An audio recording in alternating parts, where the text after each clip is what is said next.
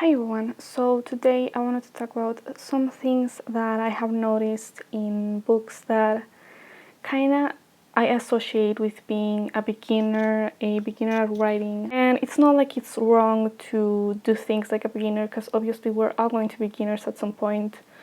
And we all started at some point, but I have noticed that pretty interestingly in published books that sometimes are not even the first novel to be published by someone by the same author. So sometimes, I don't know, there's things that aren't necessarily that of beginners, but of, I guess, authors that have not changed their style much. The first thing that I thought about was having very long sentences. It seems to me that whenever there's like a bunch of long sentences, it's just in one paragraph.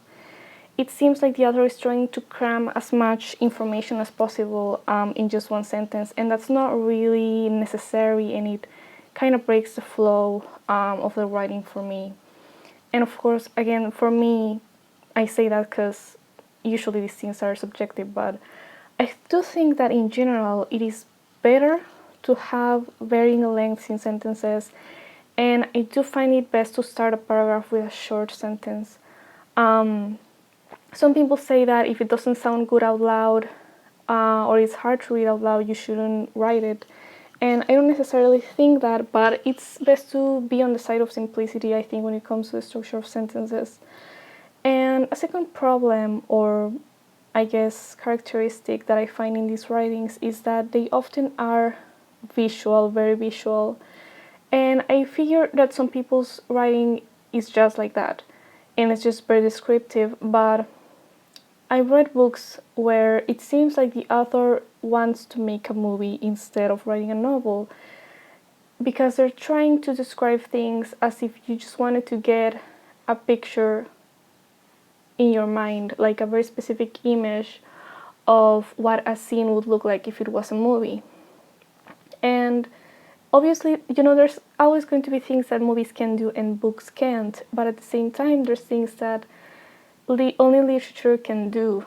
And with words, the specific words that you use and the connotations of them will paint a different image in the minds of the readers, depending on, of course, also their own experiences, which is also, like, I think, a good thing, and I think that not a lot of writers want to embrace all the time the fact that readers are going to interpret things differently from the author regardless. Like, even if you want to really push your own interpretation into the readers, they're still going to find different ways to interpret it. So it's kind of pointless. And for the most part, I think when I find that a writer is really trying to make me interpret things a very specific way that is obviously their interpretation, it often makes me like the book less. When things are described, they're not always described in an actually interesting way. Sometimes they're just described the way you would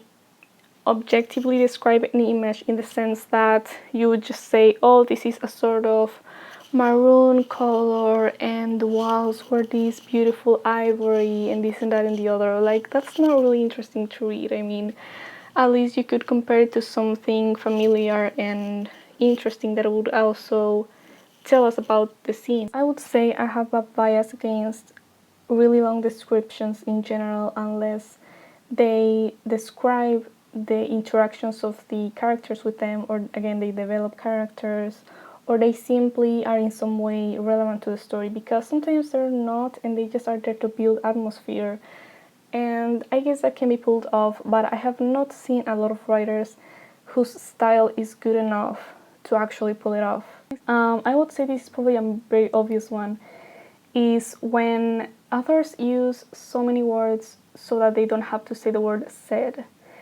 And a lot of, I guess, critics or people who talk about writing have said this before, that it sometimes takes you away from the writing if you try to find words to not say said. Because sometimes those words are just really strange, and they immediately give you this vibe of like you just took out the thesaurus to be like, oh, let's look at all the synonyms. And they're not exactly synonyms all the time. Sometimes there are words that don't actually make sense for what the dialogue requires, unless maybe you're saying shouted or whispered, which do make a difference, but often it doesn't make any difference, and it's just done for the sake of not saying said, which usually doesn't really matter in writing. If you're able to have a good dialogue and you add gestures, for example, or other characteristics, other stuff to have after or before that said, it simply doesn't matter whether you say the word said too much. Readers don't really tend to even notice it, really.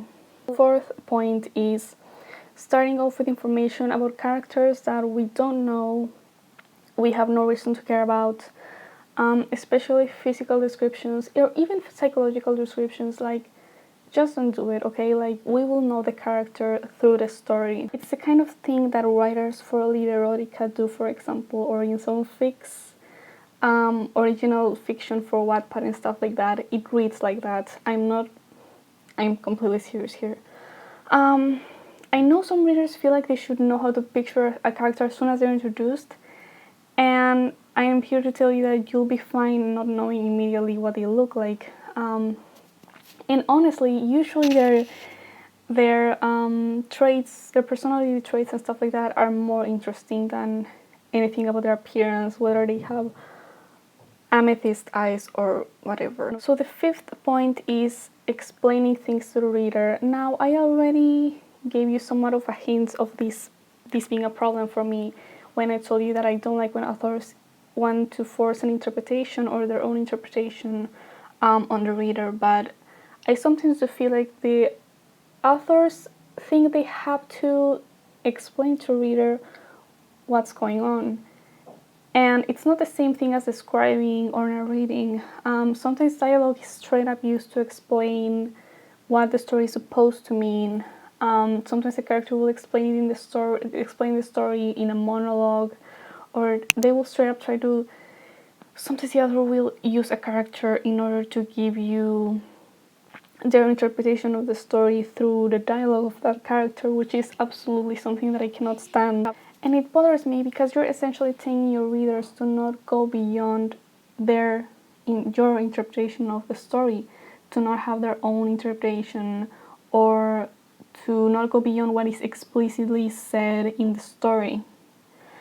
And it kind of bothers me, I don't know, when people, sometimes people actually have that idea that if something is not explicitly said in the story, then it's basically as if it's not part of the story. But of course, there are connotations in a story. That's what happens when words are used. There's connotations, there's things that are implied. So my sixth point is about being muddy and ambiguous. That, of course, might seem a little bit contradictory with what I just said, but of course, there's gonna be some difficulty. I myself have some in knowing how much information to really give at one time, because you want to make sure that the reader has enough information to understand the story, but not give information that they don't even have any reason to be interested in yet. I did mention that it's better to avoid giving too much information at a time, but it's also a problem when, for example, your writing style is so muddy and poetic, I guess, that readers don't know what's going on.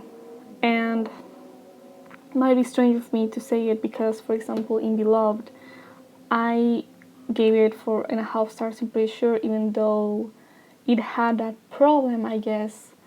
But, it was, at some points, it was kind of meant to be ambiguous, and you also understood the point of it, and you had an idea of what really happened, even though it wasn't said explicitly.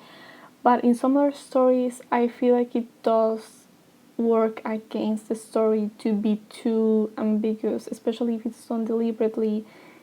If it's very deliberate, it tends to read that way. It tends to read like the author doesn't want you to know anything, which is kind of frustrating too. So number 7 is just something that basically cannot be avoided, but it's not having your own style or imitating someone else's style. And it's not exactly a flaw as much as just a part of developing your own style. You'll probably fall in love with someone's writing and you'll want to imitate it, and you'll realize that it's not going to be the same as theirs, and you're going to feel not great, and you're going to find another style that you might find more of a fit for you, and then it's probably gonna happen over and over, which happened to me. and I eventually found that maybe I haven't finished, I'm not done with developing my own style. I guess no one is really done, because as long as you keep reading, you'll keep changing your style. But I think that when you are still starting to write, you probably have a lot of different ideas of what makes a good writing style. And the more you critique, I feel the more you critique books, the more you realize that there are styles that you like more than others. So your own style is going to start being more a certain way rather than another. And you're going to start developing your own style, of course. Even if it does change a little bit over time, but it's not going to change as much as in those first few years where you honestly have no idea where to go. So number 8 is trusting in the premise to make the story interesting. And I think some readers, and therefore some writers, think that if you just make a book about space pirates who are lesbians and just a bunch of stuff that we haven't seen before, so to speak, it essentially makes the story interesting by itself, and that's really not true. You kind of have to work to actually make the story interesting, because you can make the premise about anything that's strange or unusual or new or hasn't been seen before, but the story itself and the characters are all things that we have all seen before. The characters are essentially stereotypes, in the sense that they're cardboard cutouts, or they don't even feel like real people. They're one-dimensional. The story could be have been done already so much, and it's always and you're basically repeating it with no changes or not subverting anything. And that's something that it's not going to be fixed by just having a quirky premise and having a couple of interesting words that you made up or anything of the sort. So if you make people into magical beings or murders or whatever, that's not the kind of thing that makes it writing interesting. You have to make sure that things are realistic in the sense that they're fleshed out. For example, the characters and the story makes sense, it flows. Things like flaws and weaknesses make characters very interesting. Not so much whether they work as mercenaries or stuff like that. That could also help, but you have to do the work beyond just the premise of the characters themselves too. I always remember this phrase. I don't even remember who said it, but it said something like, you can make your viewers or readers believe the impossible, but you can't make them believe the unlikely. And that makes sense, because things that are unlikely are difficult to justify. They always seem really convenient to our reader. But of course, fantasy doesn't seem strange because it makes sense within the story. I mentioned these aren't things that are necessarily bad. These are things that I myself did when I started writing, and that I now realize that they're just kind of part of writing more. And of course, in order to get better writing, I had to read some tips and criticize my own work, because nobody really criticized it for me. And honestly, sometimes people are just they really hold themselves back when criticizing because they don't want to hurt your feelings. And also sometimes people don't know how to criticize writing because they're not writing themselves, and they don't know exactly what to say in terms of saying, oh, it's good because of this or it's bad because of that. Sometimes they just know that they like it or they don't. So getting criticism, it's kind of difficult. You have to rely very, very heavily on yourself to be the one to criticize your own work in order to get better.